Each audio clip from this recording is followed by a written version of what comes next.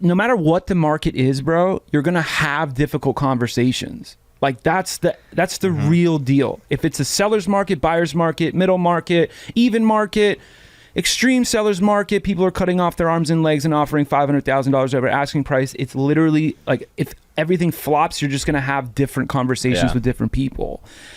And agents, like the new agents will tell me, I wish it was 2015. And I'm like, dude, let me just tell you something real quick.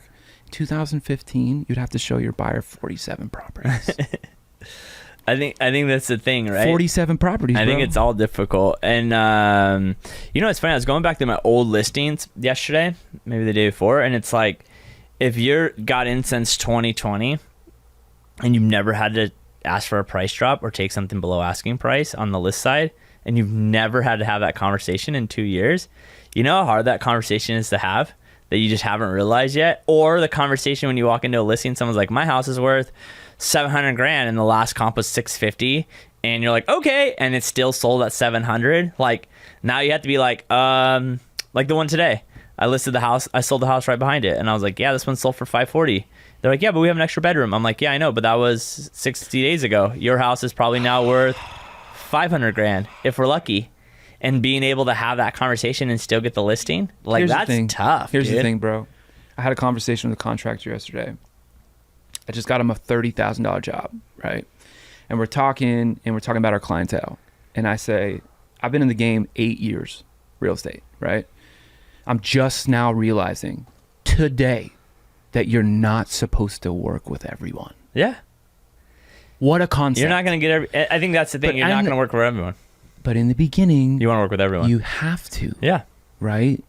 But then there comes a point in your career, which happened to me like yesterday. Honestly.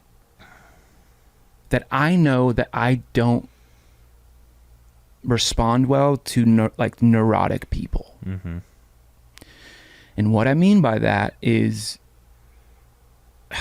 the seller who calls you after being an hour on market and goes, hey, has anyone liked it yet? I know, that's so crazy. Or the ones that are like, the photos are not lined up exactly the way you walk into the house. We want them to be exactly how you walk through the house.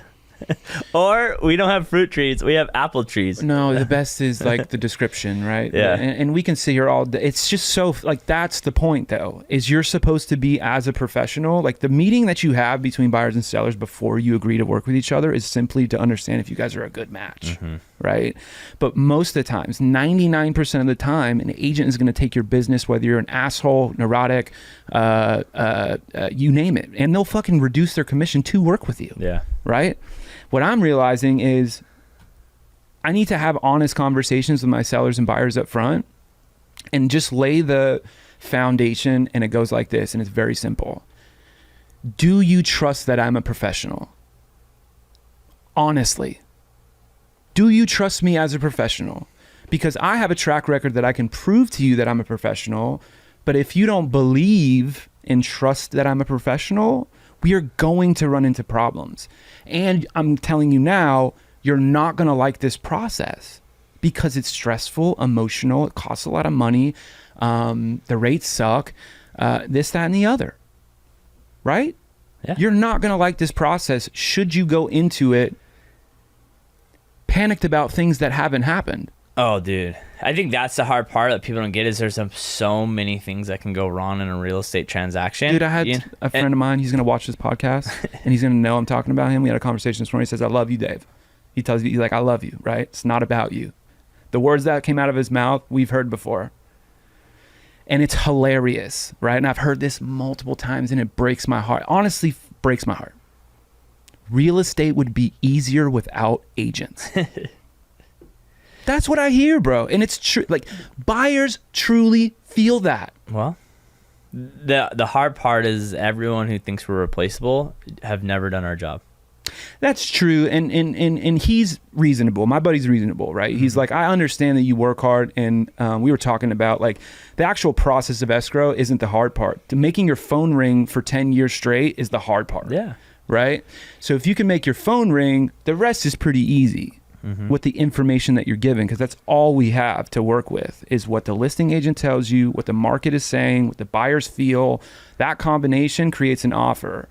Buyers are solving a problem, sellers solving a problem. You compensate your agents for solving your problem, right? Well, I think the hard part is it's not that agents make it harder, is that we have too many agents in a market that don't have the professional level to actually handle a transaction. But you know what though, dude? Like, I see that perspective, and that's the cost. The barrier of entry into real estate is incredibly low. Which I think it should stay low, because I don't think I would have got in if it was harder. Me either, bro. But I think it should be harder to keep your license. But listen, here's another perspective, right?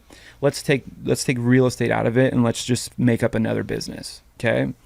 Kid goes to school for 4 years to learn from all of the professionals, right? And then on day graduation, like the day after, they give him the piece of paper that says congratulations, and he's super stoked, or he or she is super stoked. They've graduated, got their degree, fucking party their asses off, and then they have no idea what they're doing again. Yeah. Right? Because bro, that's running a business is hard. That's what I'm saying. I think that's why it should be like minimum 12 deals a year to keep your license. That would be, you know why that wouldn't work? Why? Is because the corporations would buy the business so that it would put everybody out of business.